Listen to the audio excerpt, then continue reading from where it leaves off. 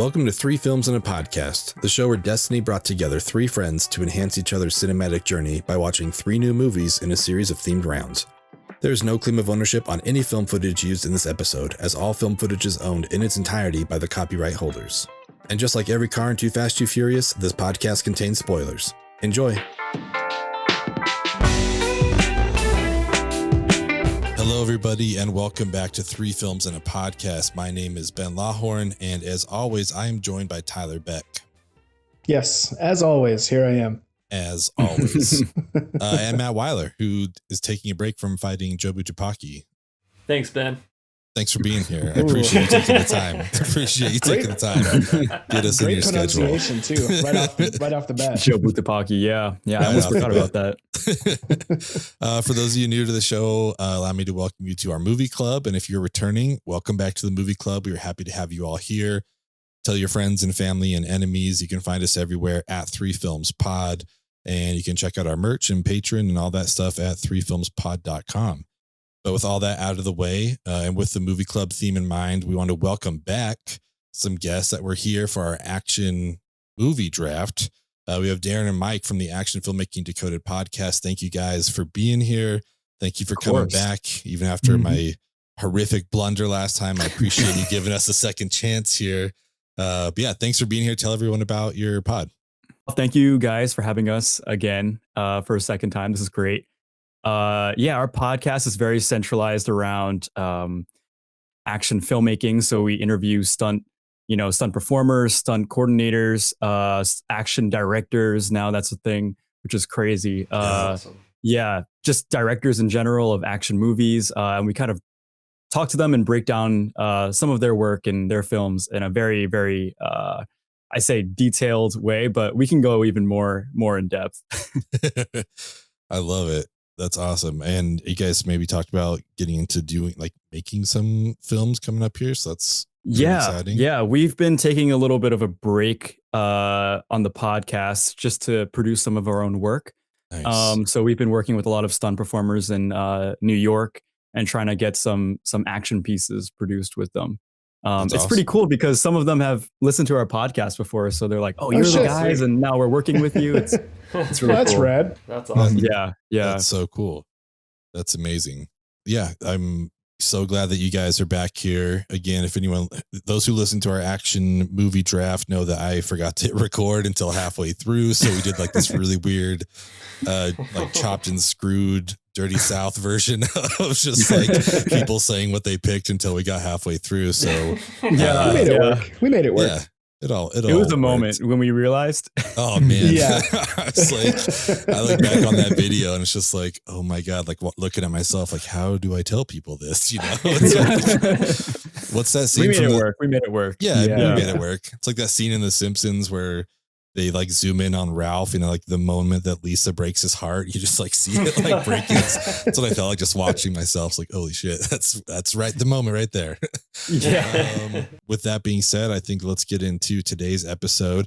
Today's episode is technically a little pod, which is usually an offshoot from what we do. We've done movie drafts, as you guys know, as you guys have come on for our action movie draft, emergency recast, things like that. But today, we're kind of just going to do a different version of our regular pod. We're going to talk about one movie in particular, and just kind of go deep on it. Maybe not hit every segment we normally do, but this felt like a movie that was worthy of talking about. Very recent. This is probably the newest movie we've ever talked about on an episode. But yeah, we're getting into Everything Everywhere All at Once. It is the A24 film from Daniel Scheinert and Daniel Kwan, and it stars Michelle Yeoh, Ke Huy Quan, right?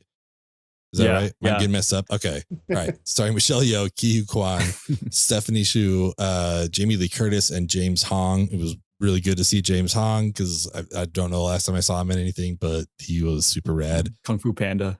Kung Fu Panda. Yeah, that's probably it. But yeah, I don't know. I loved this movie. I think this is one of those examples of a movie that's about a very specific, particular thing that somehow ends up relating to everybody can relate to it.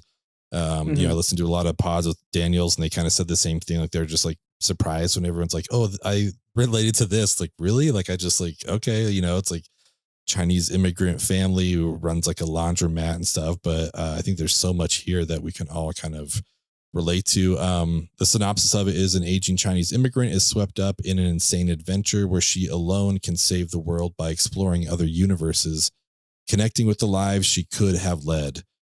So yeah, I just want to start out, I guess, like hearing everyone's experience with this movie with Daniels. I mean, it sounds like, you know, some of us have seen Swiss Army Man.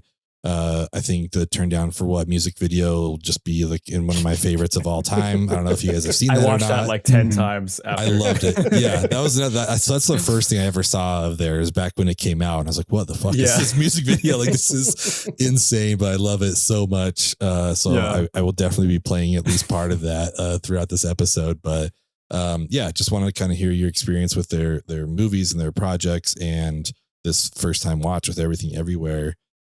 Who wants to kick it off? Mike, do you want to go first? I don't think I had much of a relationship with them. I mean, I knew them. I had seen the Turn Down for What music video many years ago. I had the name Daniels stricken from my head. Didn't really think about it since. I knew of Swiss Army Man. I saw the trailer. I thought it looked really good, right up my alley. I love the absurdist concepts, stuff like Taika Waititi does with Jojo Rabbit. But other than that, I don't think I've really seen any of their other films. Daniel Kwan maybe did something that I saw. I forget what it was though. Yeah, I'm not sure. If that sounds vague, it's because I really forgot. If it sounds vague, it's because it is. I mean, they're primarily like music video guys. Like that's kind of they started in that, where they right? came from. Which I think also plays well into this movie, you know, with a lot of the DIY with effects and everything like that. So, shout out to David Fincher, who also started in that realm and then moved to movies later. Spike Jones, for sure. A guy I'll be talking about later, Michelle Gondry, tons of awesome music videos there. So, but Mike, like, you saw this in theaters? Obviously, I'm assuming. Like, what was your first experience of seeing this movie? I mean, before that, I remember seeing the trailer, and let me just say, A24, their whole demographic, that is me. They have totally. Singer. I've been in in that fan base for quite a while now. I saw a meme one time. It's like all men turn 20 years old, and then they pick one of these brands to base their entire personality around. There's like ESPN, and one of them was A24. I'm like, that is me. That is not the Grateful Dead brand. It's this one. But the trailer was just incredible, and I feel like when we talk about Marvel movies being great, and some people hate on them, they really are genuinely great. Sometimes though, if that's the only kind of movie you see, you forget the scope and the breadth of what films can be and what they can do, how they can challenge the form and tell different stories. And we think about the special effects, the craziness, but also just some of those fundamentals. Why do you cut from here to here? That is really what makes something fundamentally genius, not just the big flashy stuff. Although the trailer was very flashy, it just seemed like this movie was built for me. And then after I saw it, it absolutely was. And not just in a way you were where speechless. I was speechless. Yeah, which is why I keep rambling about it. I mean, like Darren and I both, what do we love about films? The one thing that we have in common, the action, the martial arts, right? Yeah. The Martial Club guys, Brian and Andy Lay, who did the choreography in this film and started it as well. They've been on our radar for so long, and seeing them in this film was just a huge mind-blowing moment. It's like we're seeing our friends on the big screen. So between the action, the martial arts, the Asian American narrative that's being shared here, and I work in civic engagement for Asian Americans as my day job, so I'm all about it. And then seeing a writer put a story with so much thematic resonance to that crazy experimental sci-fi concept of a plot that is everything that I love about movies. Right there in a quick 2 hours. Right? Yeah. It was all there. How about you, Darren? Yeah, with the Daniels at first though, I think we touched on Turn Down for What, the music video. I actually didn't know they did that, and then after like I watched this movie, I went back and I was like, oh shoot, they did that music video. That's so crazy. And then rewatch that music video. That music video is like absolutely nuts. Like his they got a lot of dick movement, you know. Yeah, her boobs are like everywhere, and like it's just it's insane. Yeah. But yeah, and then I remember watching a short film a while back called Red Ball that they did, and it was a short where the Daniels were actually in the short where Daniel Kwan tries to prank the other Daniel. I forgot what his last name was, but he tries to prank him in that he like tries to like fart in his face or something like that when he's sleeping. And then the guy wakes up and his foot accidentally gets stuck inside the other guy's asshole. And then that's literally what the whole film is about. But they made it super emotional. And you really feel for them. And then at the end, Daniel Kwan disappears into the other Daniel's body. It's crazy. That's amazing. It slowly sucks him in. I'm telling you, that's their whole thing. That they're like, what is the dumbest possible thing we could premise off of, and then turn it into something that's like emotionally impactful and worth watching. Exactly. Yeah. And it's like, man, why do I feel like this? This is crazy. But yeah, that was probably like my first interaction with the Daniels, and obviously Swiss Army Man. And then coming into this movie, I was already like a huge fan. But yeah, after coming out of this movie, I was like, I turned to my friends because I watched this with Mike and a couple other of our friends, and I was like, "This is like the best movie I've ever seen."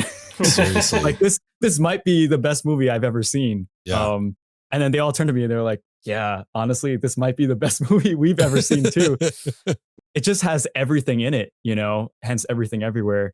Action sequences, comedy, emotion. There's some parts that are kind of like horror-esque or thriller-esque, I would say, where she's running away from Jamie Lee Curtis's character. I think that was a little bit more of like a thriller sort of thing there. But yeah, just everything in one movie. And I feel like the way they tied it together with the story, essentially the movie is about like a mom and her daughter and them connecting together, right? So that's how they tied all these different pieces together. But it was just fascinating to watch all these different realms and how they put those all together. Even like the rocks. I think I talked about this with Mike, the scene with the rocks, and they're just talking and the subtitles are coming up. That's something that I feel like if you pitch to a studio, like, oh, we're going to have two rocks and they're talking and then, they're going to have subtitles.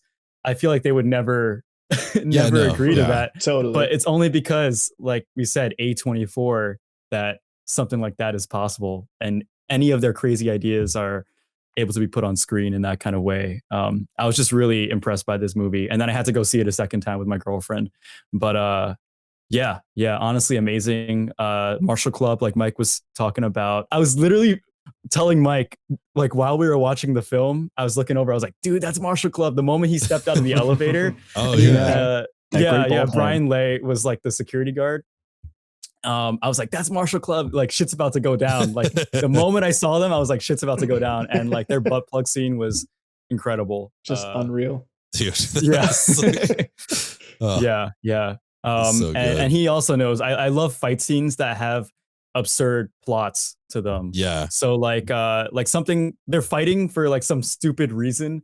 And like, that's absolutely what they had in this movie. So, all over the place. Like all the to tap into the different multiverses and stuff like that. It was pretty cool to see that. Such a clever way to do that. Like the way they have the key to each multiverse be a weird thing. I thought was really clever. I am a lot like all of you. I didn't have too much known exposure to. Do we call them the Daniels or just Daniels? I think they told someone in like a podcast one time that they didn't want to be called the Daniels because they didn't want to take the name Daniels. So I guess that's why they're just called Daniels. Yeah, because like a film by Daniels. Yeah. Whatever we call them, I had no known. I'd seen the Turn Down for What thing. I knew about Swiss Army Man. I'd seen like pieces of it. I knew what it was about, but I didn't know who they were. And so I went into this having seen the trailer for it. I think it was in No Way Home. The Spider-Man premiere is when I first saw the trailer, and sort of like you, Mike, I was like, oh shit, yeah, that movie, I already know I'm gonna love it. Like, you can just put me in the seat now, and I'm gonna just I don't even play it right after say no more, say less. A24, I'm already there. Like I've already got my seat, and it's interesting because when I went in to see it, so I saw it, a week or two ago, and it's a little unfortunate because I went to a theater that supposedly it's sort of like Alamo Drafthouse, in which they'll bring you food to your seat. They have like waiters that come and take your order, which is great. But the problem is they were actively taking orders for the first like 15 minutes of the movie. And there was like a solid minute and a half where the waitress was literally standing in front of me, taking the person next to me's order. And I was like trying to look around her like, hello. And so anyways, that was fine. But so the first like 15 minutes, I was a little distracted. There was a person sitting in my seat that I had to have not like a altercation with, but like a confrontation. Like, you're in my seat. He didn't want to move. Turns out he was trying to sneak into the movie, which I guess is my karma for having snuck into so many movies as a younger person. We've been but so I was in like honestly kind of a weird headspace. I was so excited to see the movie. And then for the first like 15, 20 minutes, I just couldn't quite get into it. Yeah. And then as the movie went through, objectively, I knew I loved everything that I saw, but I kept waiting for that like emotional hook or that impact. I kept waiting for the feeling that I would get that would make me respond to my previous Clubhouse question in a specific way, right? Like I was waiting for the moment that would make this movie be an answer to my own Clubhouse question. And to be honest, I never quite got it. Like it never hit me. It never hooked me. I didn't like, I'm a crier. Like I cry in a lot of movies. I'll cry at commercials. You know what I mean? Like I'll cry if, and like the human interest pieces during sports games, you know what I mean? Like I'm a softie. And I would like, and I was surprised that I didn't get any of those moments from this movie. And as I was trying to think about it, because I left the movie and I was like, yeah, that was a 5-star movie. It was perfect. I don't even know how to describe it. I think everyone should see it. It's one of my favorite things I've ever seen, but it like nothing about it like impacted me. And so I was trying to think like, was it the hype that got me? Was it the weird experience at the beginning? And honestly, I think what it comes down to for me was it was just such like an assault on my senses. Yeah. Right. Like there was so many things happening and like I understood what was happening, that the way that they deal with the multiverse and explain it and kind of throw you into it, but give you enough information to keep up, and the clever way in which they, you know, go throughout each multiverse. I understood all of it. All of it was great, but it was just like, it was literally everything everywhere all at once. Yeah. And I don't think I could quite comprehend it.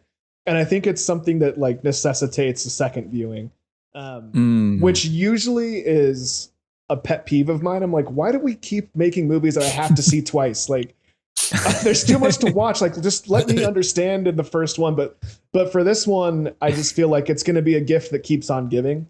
And hopefully at some point maybe I'll get that impact I was looking for. But again, I loved it. Everything, I was like, objectively, I love this. There's nothing about this that I don't like. This is perfect. It's the best thing I've seen all year. But at the same time, I didn't have like a marriage story moment, Ben. Yeah, yeah.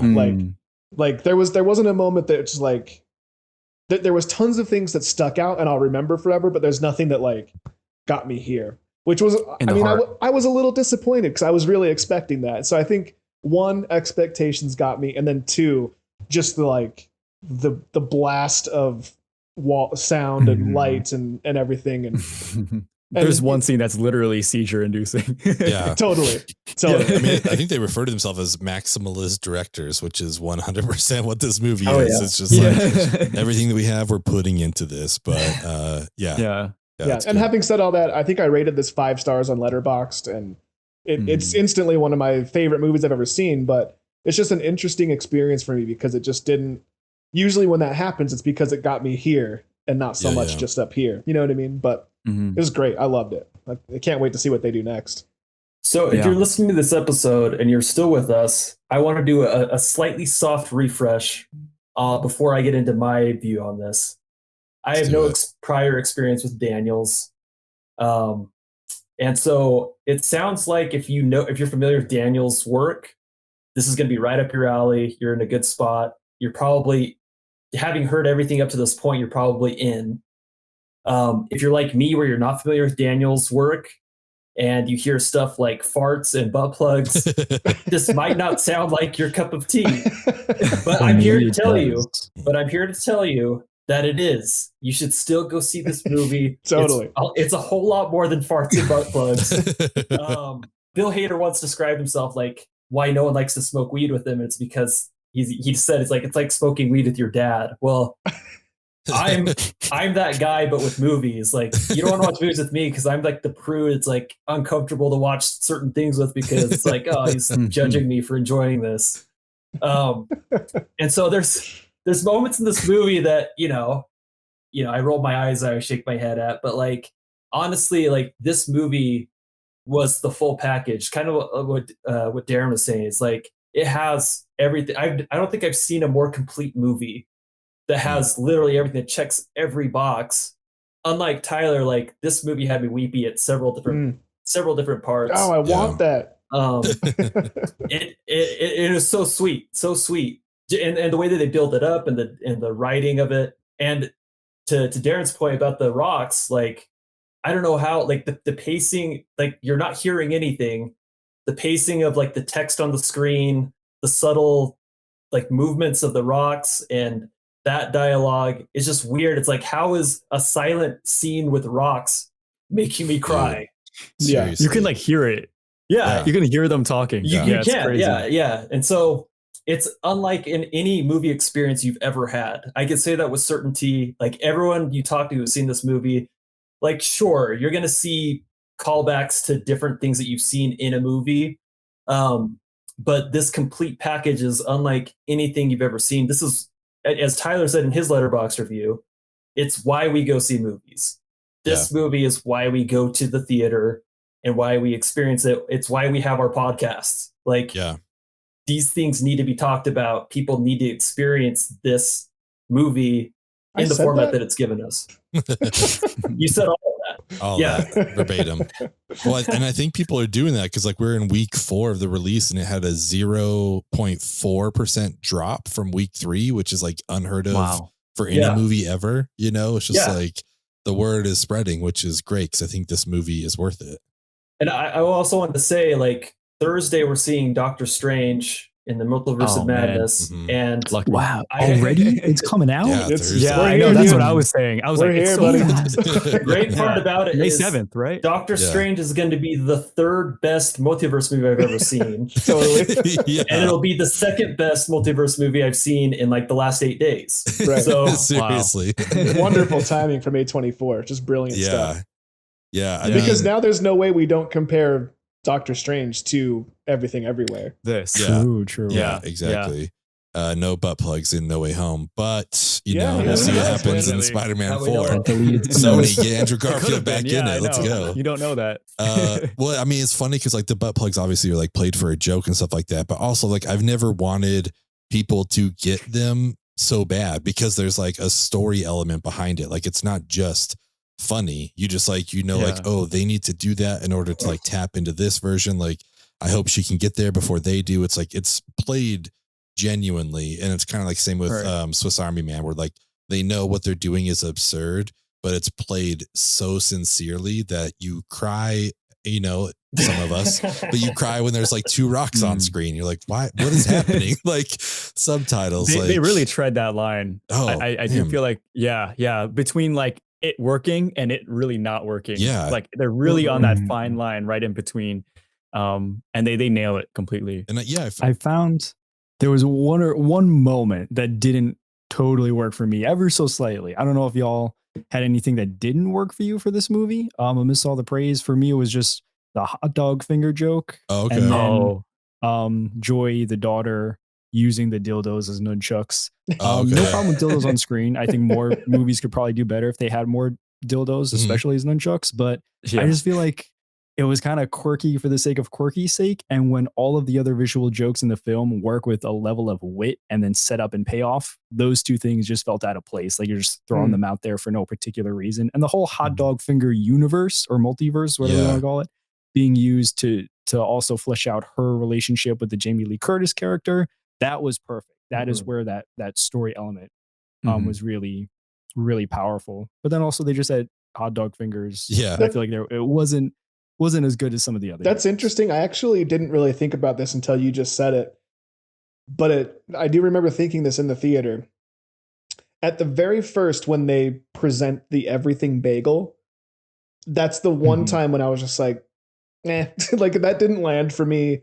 At first, it grew on me. And I went back and looked at my Letterboxd review. I used that in my review. Like, I said this movie is, it's everything you want to see in a movie wrapped up into one bagel, right? Like by the end of the movie, the bagel grew on me and I bought into it. But at first I kind of felt like what you were saying. I was like, yeah, they're just making it silly for the sake of making it silly, which didn't really work for me. But then it sort of it ended up working for me, I guess. But it's interesting that you made me think about that, because I wouldn't have thought that something didn't work for me until you made me think about it a little bit. So I appreciate the critical analysis there.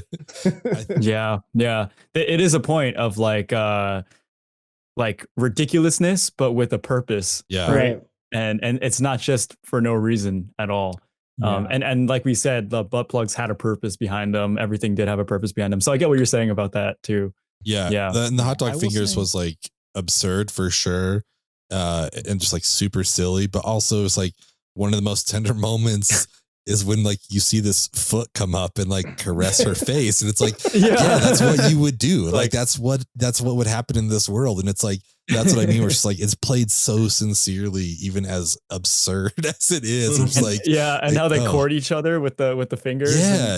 Like on the piano and stuff like that. Like, I don't know. Like I get your point 100%. And I think I found myself actively in the movie thinking like, there's part of this, like, I feel like maybe shouldn't work for me, but I'm just like on board for everything, like this is in Too Many Cooks fashion. Pretty amazing. Yeah. The fact that they keep on remixing that joke over and over. Exactly. You commit to all the bits in this film. Exactly.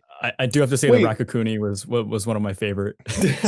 Oh my God. That was did Daniels do the Too Many Cooks bit? I don't think so. I don't think they so. did. Oh. Okay, I thought maybe I was like, that would have just blew my mind. Wouldn't have surprised me, but that's what I love that video. It's so good. Yeah. Underrated. That's an unsung gem. Yeah. That's an for sure. There's another pod I listened to. It used to be called Slash Filmcast. It's called the Filmcast now. And one of their hosts, David Chen, wrote a review on Letterboxd, and it's just like, someone who sees movies all the time, and his last line in there is like, it may be my new favorite movie of all time. No joke. And that's how I felt like leaving the theater. It's like, I just honestly cried for like the last 20 minutes. It was, we'll talk about the scenes and stuff like that. But so like, I honestly was just like, I was in tears for the last 20 minutes. It just really hit me. But everything worked. I loved it. I do another podcast called 24 Minutes of A24. And so I got sent the trailer, and I was like, this is a good sign, because for me, this is a movie I want to see, even if I wasn't talking about it on a podcast, which is like when you start doing movie pods, it's like, all right, we're watching that for the pod, or we're doing this, whatever. But I was like, man, even if I wasn't doing any podcast at all, I know I'd want to go see this. And like, I think it kind of lived up to it. Michelle Yeoh was amazing. I just want to talk about her for a second, because she's like had such a career. I mean, she's amazing. I think Super Cop was like her big break. I think the first thing I saw her in was Tomorrow Never Dies, James Bond. And it was like one of the first ones, I think, where the Bond girl held her own, with Bond. It wasn't just like a sex pot kind of thing. I thought that was great. Obviously leading to Crouching Tiger and, Memoirs of a Geisha, and some of the more American movies that I think a lot of us like saw her in for the first time. But man, she was amazing in this movie. I just wanted to talk about her for a little bit. People have maybe more recently seen her in Shang-Chi and Legend of the Ten Rings.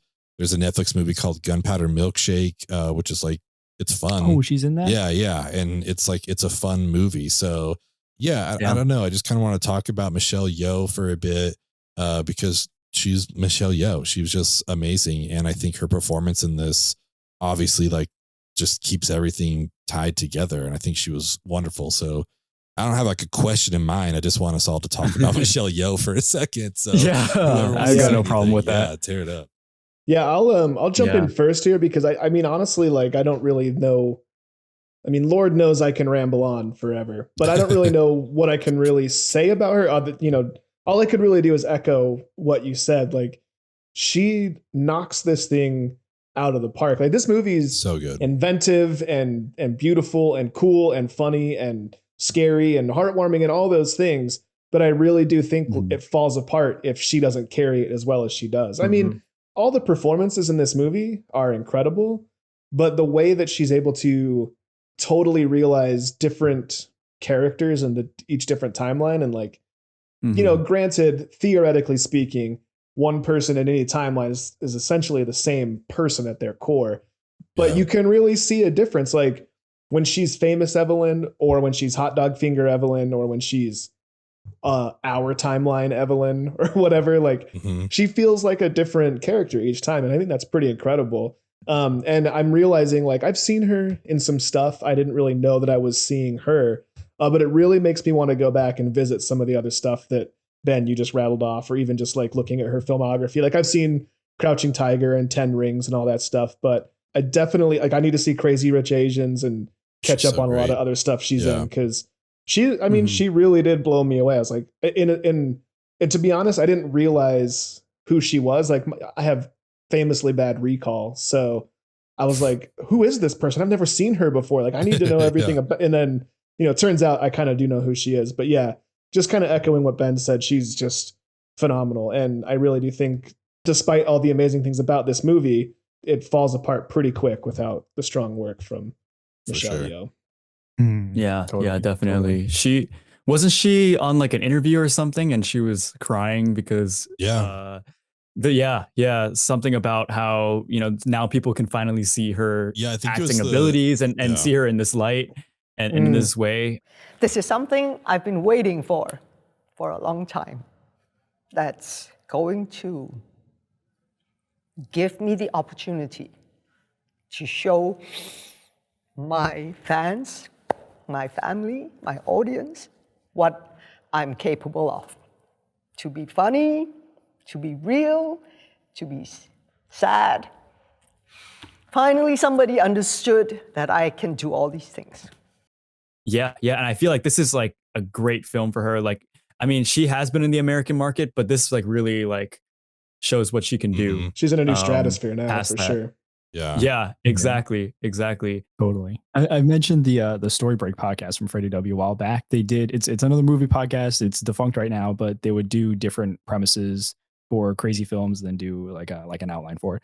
But they had one called The Chosen Mom Movie, and it was basically saying, why are all the chosen one kids like 12-year-old twerps? You know, they're not smart, they're emotional, they got hormones all over the place. So why are they saving the world? It should be a rough and tumble mom who's seen some shit, who's ready to throw down. Yes. And that's exactly what this movie is. And I feel like, and Ke Huy Quan as well is such a great example of this. This is also a film that's telling the story for and creating roles for someone who does not get those front man or front woman spots traditionally in Hollywood. It's a woman, it's an Asian American woman, and it's an older Asian American woman. Right. And she still kicks ass. She's someone who obviously has the martial arts credentials and actually hasn't really trained martial arts like solely.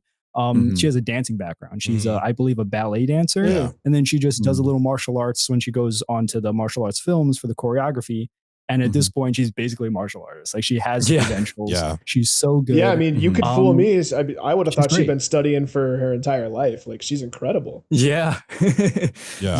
All the scenes that she did with Andy Lay, I saw behind the scenes that she was doing a lot of it herself during that whole fight, which is crazy that she was keeping up with them because Martial Club moves really fast. Oh yeah. Right. Shang-Chi as well. Yeah. Even with a little bit of training, like incredible. Yeah. She was awesome. One thing I realized when I was watching the movie was how well she acts with her eyes as well. We always say Tom Hardy acts with his eyes really well, and that's why they always put a mask on his face. And like he's Bane and you know, but yeah, and Dunkirk I think as well. But Michelle Yeoh, like so much emotion with her eyes, and like even that last sequence with her and Jobo Tabaki, her daughter, like that was crazy. Man. Like that close up shot. Yeah, just you could tell so much. And I feel like I've never really seen her in that way before, but she really took it to the next level, especially with how absurd this film was too. It shows as an actor how willing she is to just jump into the deep water and just experience what it is to just act and be in that moment. It's not really about crazy. I mean, it does have crazy special effects and the concept and whatever, but just the idea is just so crazy, and for her to act so well, going along with that, I give her a big props. Sure. we have a segment coming up that we'll talk a lot more about that. But this movie took a lot of buy-in from all the actors and actresses, and Like, and they got it. Everyone bought it, and everyone was all in, and they definitely needed that to pull this one off for sure. It was kind of crazy knowing too that this was like originally intended, I think, for Jackie Chan. And then they realized, Daniels was like, actually, Mike, let's try the different dynamic, and then switched it over. But like you mentioned, it's a GQ, I believe, interview on YouTube, and they're kind of going through her career. And then at the end, she's talking about this movie, and she gets like emotional because she's like, it was so great to be given something that can show people everything I can do. I can be funny. I can be dramatic. I have the action. But, like we talked about, it's like, there's like an age thing, obviously, in Hollywood where it's like, all right, like it's almost like once they're 35, it's the mom role now, and it's like, you're out of here, whatever. And it just gets worse as you get older. You know what I mean? It's like there aren't roles written for you or anything. And along those lines, it's also why Ke said that like he left Hollywood, because after doing Short Round, in Temple of Doom, and then Data in Goonies, I think you're just kind of getting that same thing, and then just like left and went got a film degree, and I guess he was like a first AD for Wong Kar-wai, which is kind of rad, learning like to be like a stunt coordinator and everything. Wow. But man, this is his first like audition and role in 2 decades.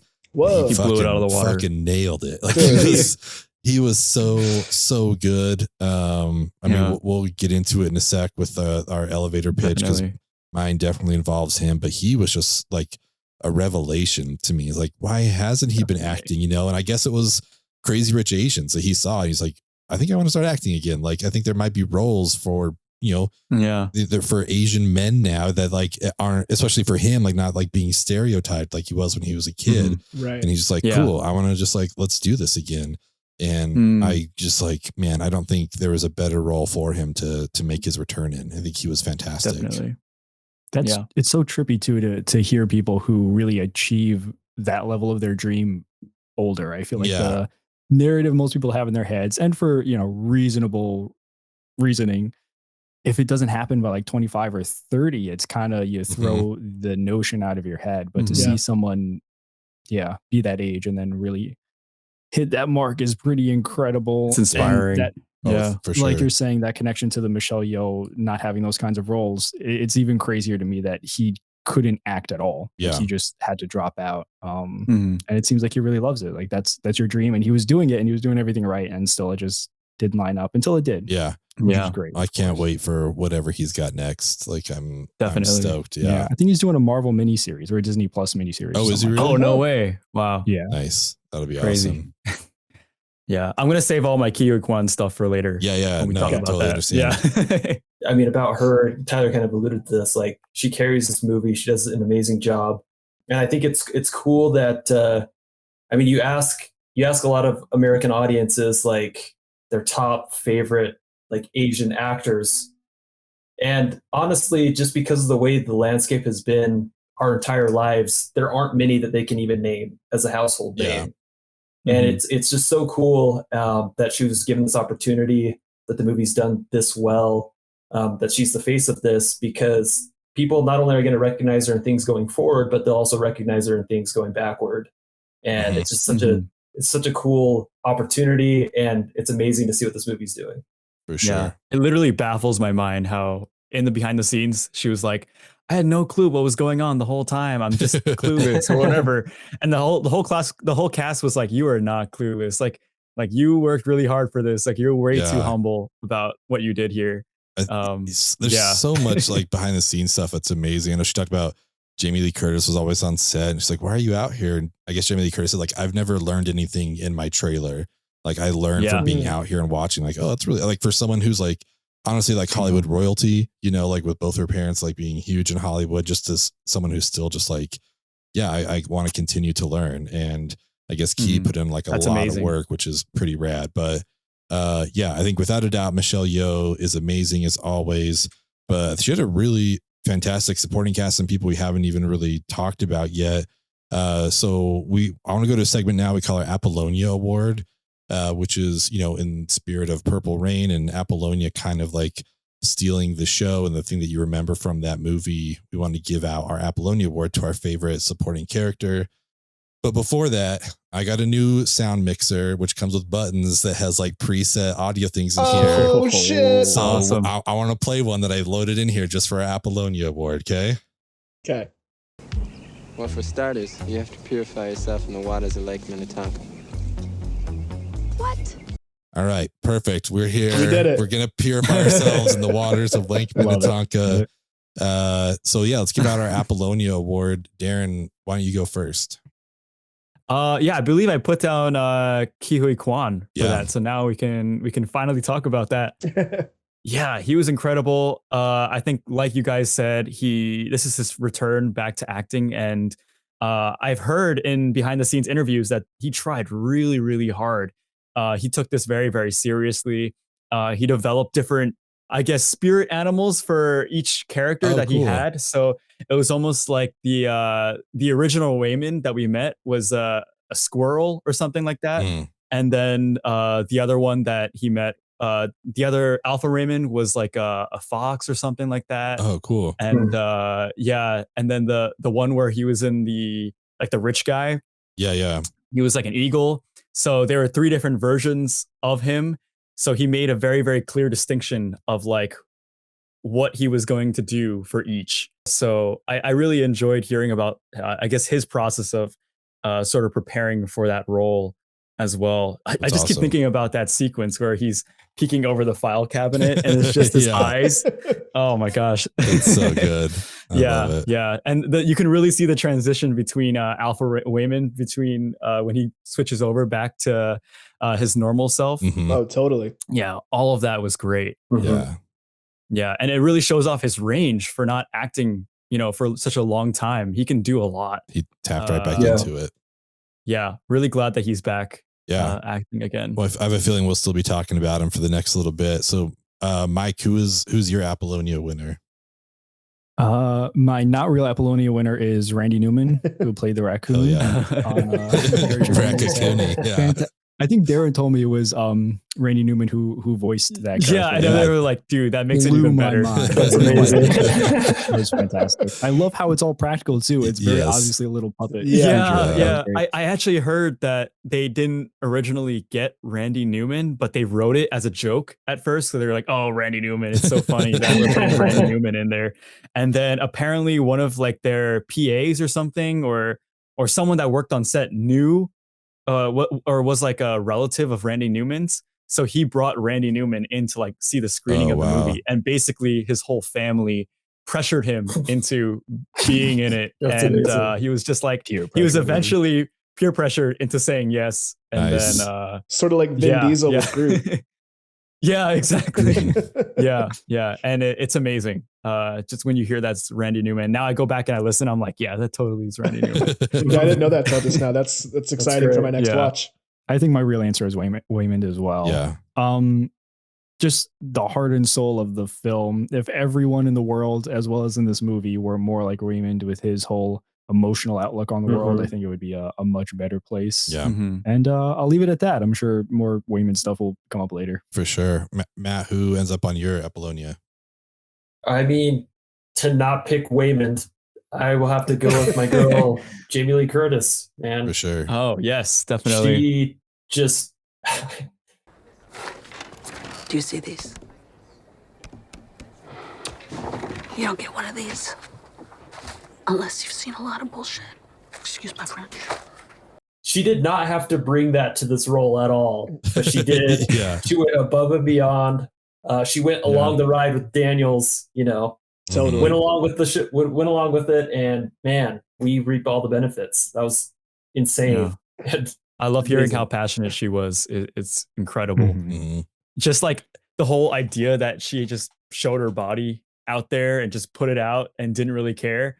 I was like, props to you. Props to you for that. Well, Ben mentioned that she's like, I mean, she's in Hollywood royalty, but like she's still bringing it at this age, she's not slowing down at all. Like, she's using her age in her roles in the right ways. And so she's adapting perfectly. Yeah. I mean, to be honest, like JLC and Ke Huy Quan were like, I was kind of like juggling between the two. I don't think you can go wrong with either answer. I think, Matt, you're 100% right. Like she really did bring it here. And I think, like we kind of talked about earlier, you really needed to for this movie. Like this movie took a level of buy-in for all the performers that is really special. And that's something that she's always been able to do. Like she's always been able to be silly in a way. Like she takes a lot of risks. Like she could look really dumb on screen doing a lot of the things she does. And she just never does because she full on commits to it. And I really appreciate that about her.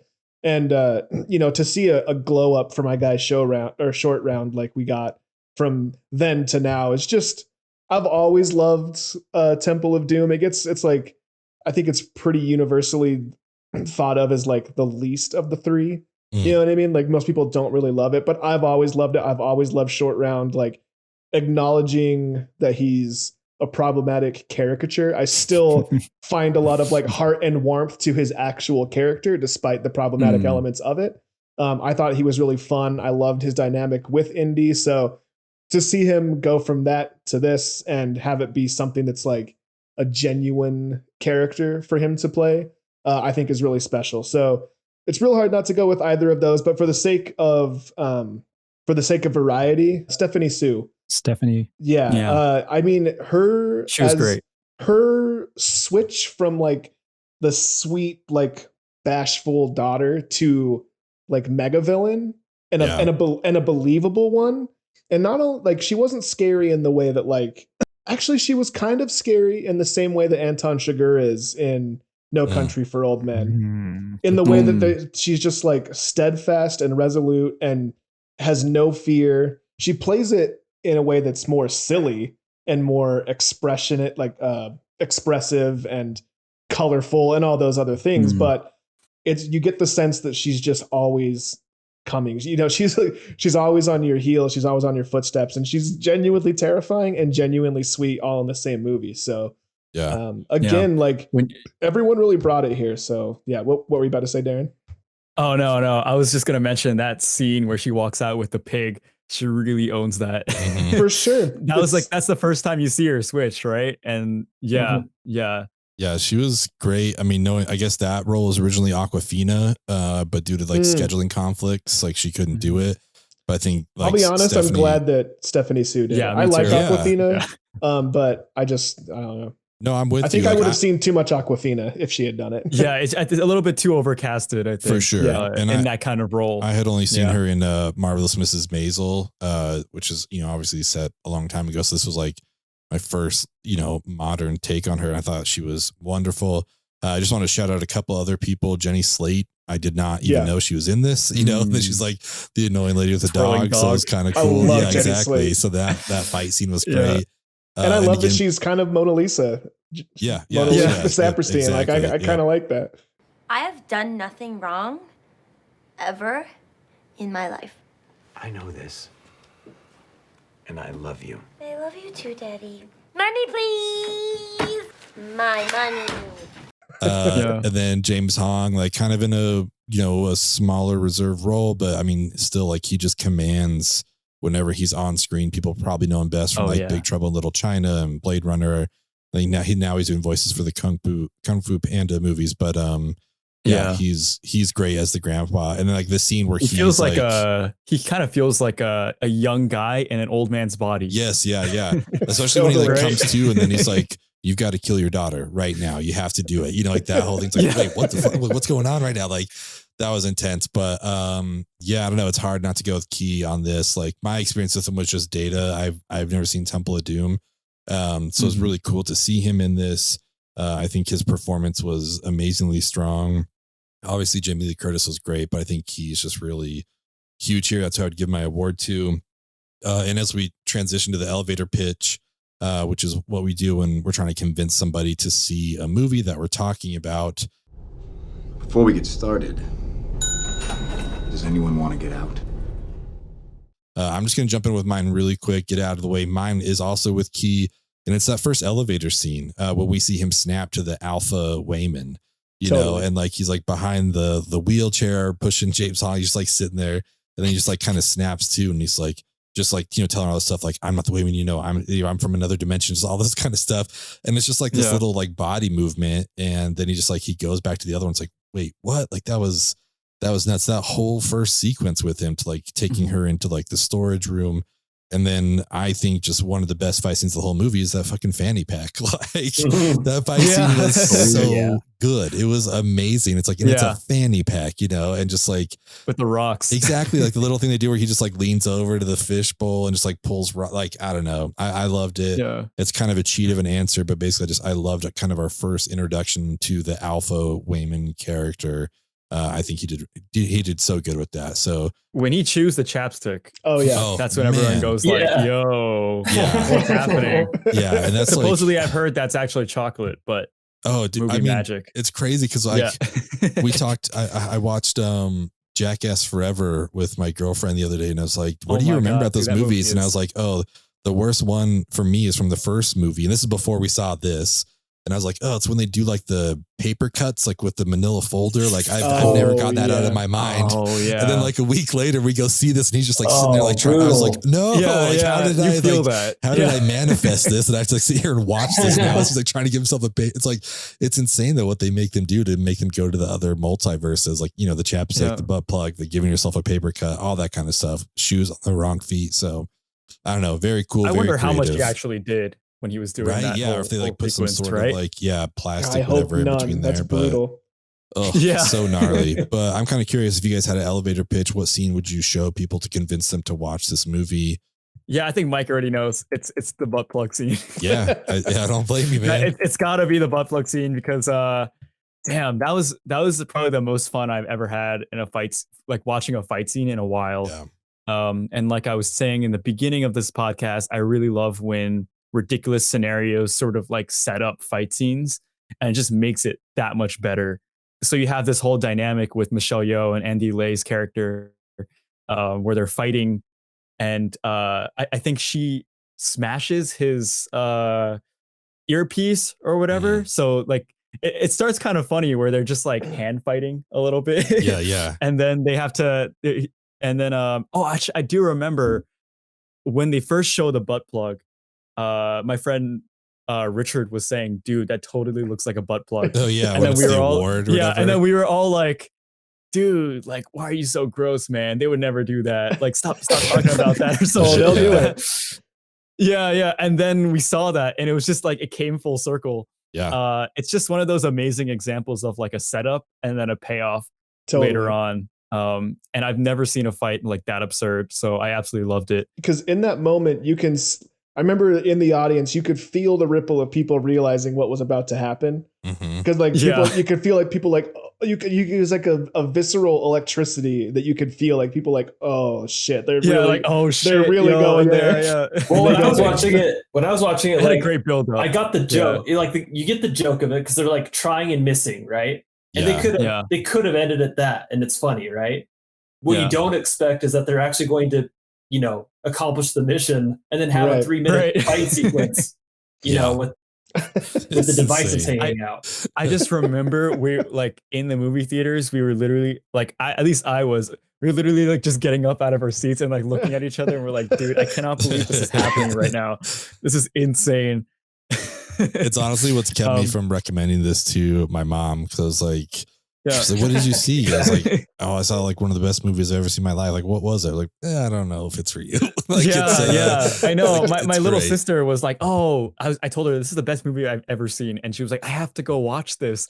And I was like, yeah, but just keep in mind, there are things that, you know. I mean, to Matt's point, like it's not like throughout the whole movie. And like Matt, you talked about this earlier, which is, you know, and again, like they use it, I don't know, with a purpose. There's an intent. It's not just like a gross out gag or anything like that. Were you gonna say something, Matt? I think I cut you off. No. You go ahead. I was going the same direction as you. Cool. And there's a level of absurdity to it, even though it's happening. Yeah. And we see it enter, but we don't see it enter. You know what I mean? Yeah. So it's just like, it's crazy because how could you, like, you think about like Jenny Slate, like swirling a dog around like that. And you're like, how could it get any more ridiculous than her doing that? Right. Yeah. And it just keeps stacking and growing on top of that. And that's what I love. And that scene just finishes in like a crazy, absurd way. But yeah. I also love how Andy Leigh's character has a bigger trophy and like he has a smaller one. Oh my God. And just like when Jamie Lee Curtis introduces it. It's like, you see this award? You know how much shit you got to put up with to get one of these? Like, oh, yeah. So good. Yeah. Shout out to Joseph Lay doing the previs for all that. Marshall Club again. And all of them are incredible. And I'm so glad that they get a chance to, you know, go from doing YouTube videos to doing something like this. It's just incredible. For sure. Yeah. And tone wise, this was exactly them. Yeah. Right up their alley. Yeah. Yeah. That's awesome. Mike, what's your elevator pitch? I think I'm going to go a little bit more low key with mine. I'm going to go towards the beginning of the film when she first starts to be verse jumping and she gets a glimpse of her sort of movie star life. Yeah. And there's a bit where it cuts back to her meeting her husband, and then it's a version of her life where she didn't meet her husband. And I think as society in general, we always look to parents and specifically mothers and expect them to put family first, and that's the only thing that they should be emotionally invested in. And then I think there's a moment in everyone's life that comes unfortunately late in everyone's life where you realize that your parents aren't just your parents, they're also their own individual, and they're someone's son or daughter or otherwise. And that was such a to me heartbreaking character realization of she has things that she wish she did differently, and there's an enormous level of regret.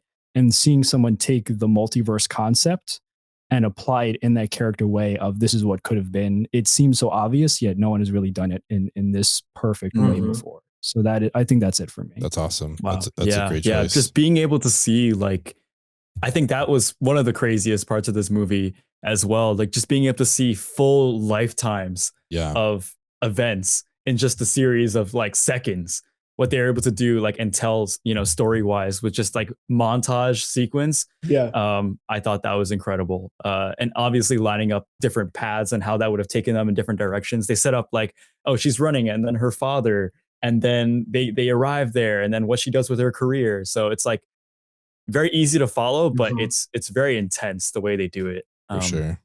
Yeah. It's not like any other flashback sequence I've seen before. Yeah. So yeah, well, to your point, like the way they even map it out, like on those devices, it's like this is if they made a bunch of different decisions. This is like a faraway universe, and this is if they just made like one little teeny decision. You know, it's not so different, and like you get sort of like it helps the audience kind of conceptualize like, okay, so if things went really bananas earlier on in her life, it could have gone, you know, way off the rails over here, and you know, have hot dog fingers. Exactly. Yeah.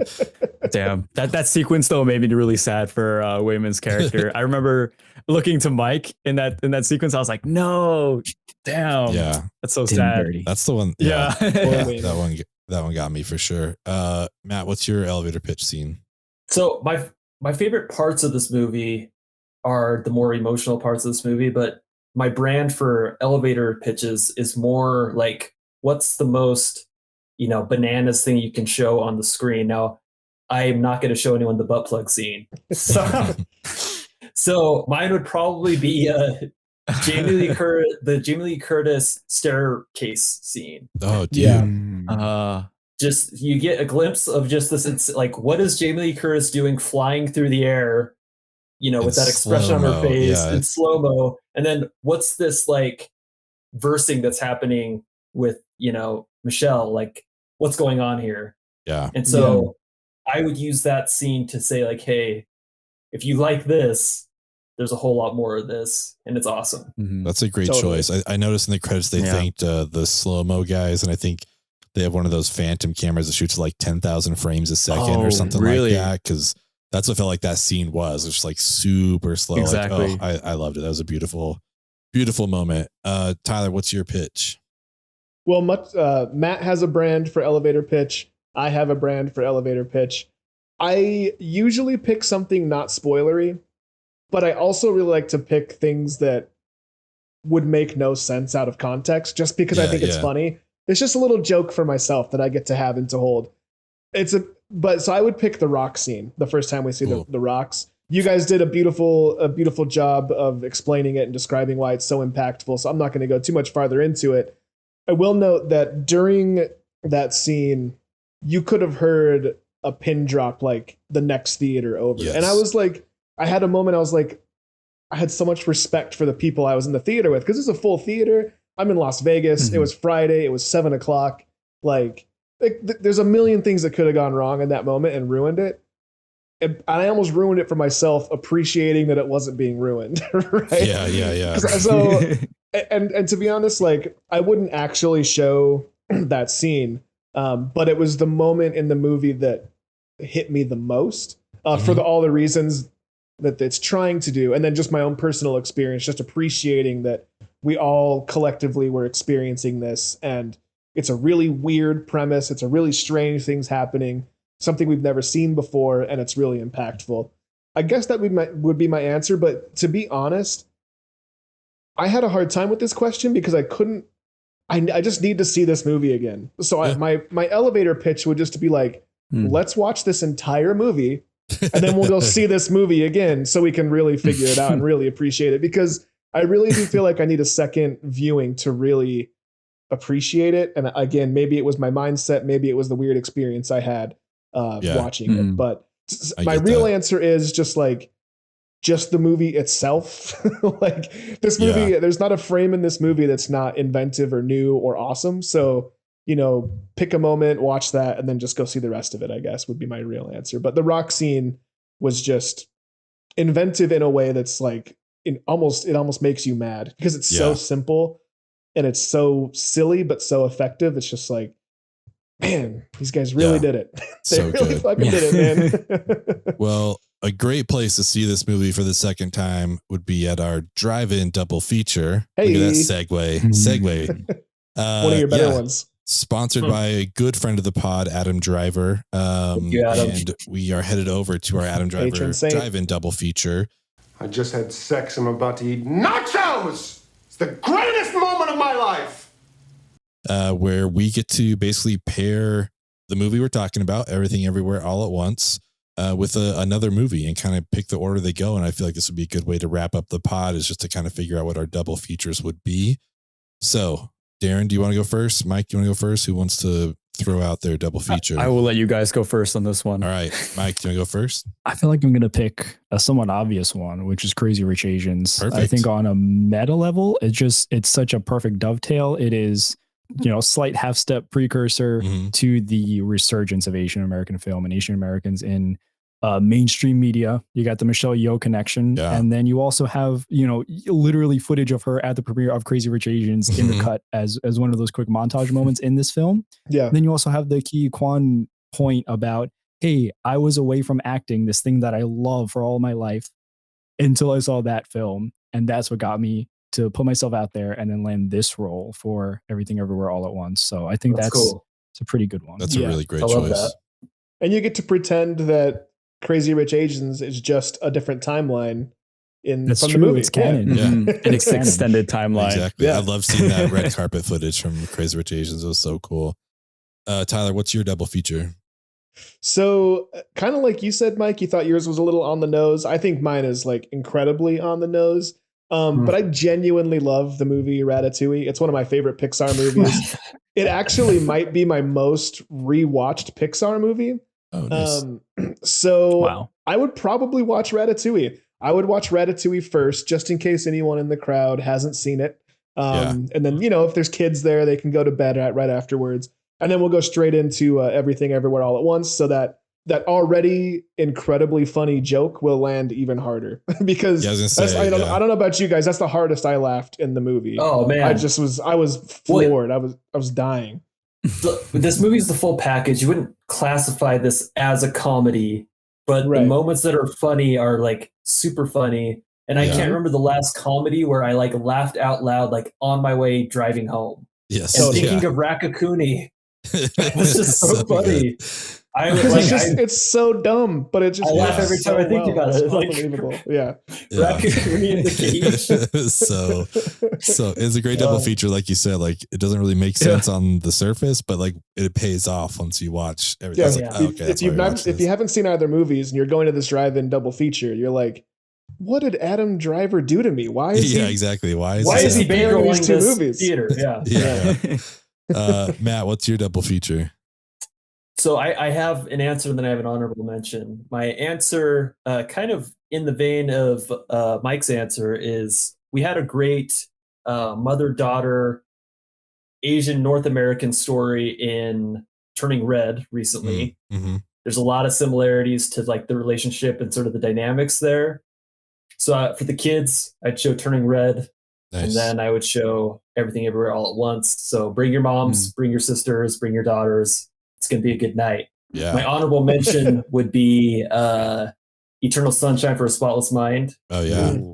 Great one. So if you're just kind of like that sort of like destiny and relationship theme there. Love it. I think it's a great choice. Charlie Kaufman, shout out. Yeah. And Michel Gondry, the dude knows how to make surreal films. So that's sweet. Darren, you got a double feature? Yeah. So for my double feature, I was thinking about it. I'm gonna have to say Lady Bird.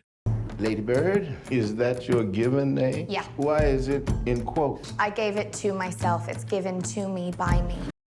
Because we talk about those mother-daughter dynamics, and that whole entire movie is literally all about mother-daughter dynamics. 100%. And I feel like it does all of that really, really well. So to pair two movies together and have those two back to back, I think it's definitely a very emotional ride. But yeah, totally. Yeah, Lady Bird is one that I did get that emotional hit, and it was a really good in theater experience. I saw it with my girlfriend at a cool theater in Portland, and we don't see a lot of movies together, so this is a double feature that's gonna feel nice and warm and nice, very nice. Yeah, that'll be good. Yeah, you know, Matt, I think you mentioned Eternal Sunshine as your honorable mention. My honorable mention was going to be The Science of Sleep, also from Michel Gondry, just kind of the surrealist like movie. But my pick is going to be In the Mood for Love from Wong Kar-wai. I think that was like the inspiration for the famous Evelyn, especially like that back alley scene when she's talking to Wayman and says my favorite line in the whole movie when Wayman's like, it sounds wonderful. I would love to do nothing more than taxes and laundry with you for the rest of my life. Like, that's like when I just like fucking, I was done after that. It's like, Jesus Christ, it's like the most trying to make all of us cry on here, Ben. I've ever heard. And I was just like, it was crazy. I loved it so much. So I just want more people to see In the Mood for Love. That was a recommendation from someone I went to school with. She found out I hadn't seen any Wong Kar-wai. She's like, watch Chungking Express and then In the Mood for Love. I'm like, all right, I will. So that's what I would pick. I'm hoping we'll eventually get around to a Hong Kong round on our show, because I think that'd be a great movie for everybody to see. So amazing. Yeah, that's what I'm going with, is In the Mood for Love, just to tie it in with one of the multiverses there. But Darren, Mike, thank you guys so much for coming on here. I appreciate you giving us another shot. I hope we did okay this time. We'd love to have you it was back. Great. Amazing. This was such a fun movie to talk about. But yeah, do you guys want to do plugs one more time? Let people know where they can find you.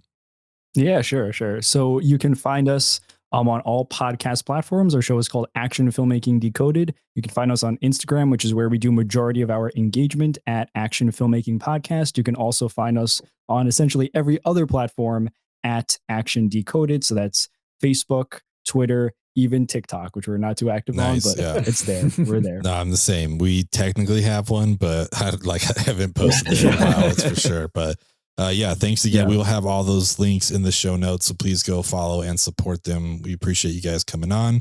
Can't wait to have you guys come back. You can find us everywhere at 3 Films Pod, and wherever you're listening to or watching this, like we do the video on YouTube, and I think Spotify plays our videos as well. Then everywhere else that podcasts are at, you can find us. So thanks again, you guys. Thanks everyone for listening, and we will see you next week. Bye, everyone. See ya. Thank you so much. Bye.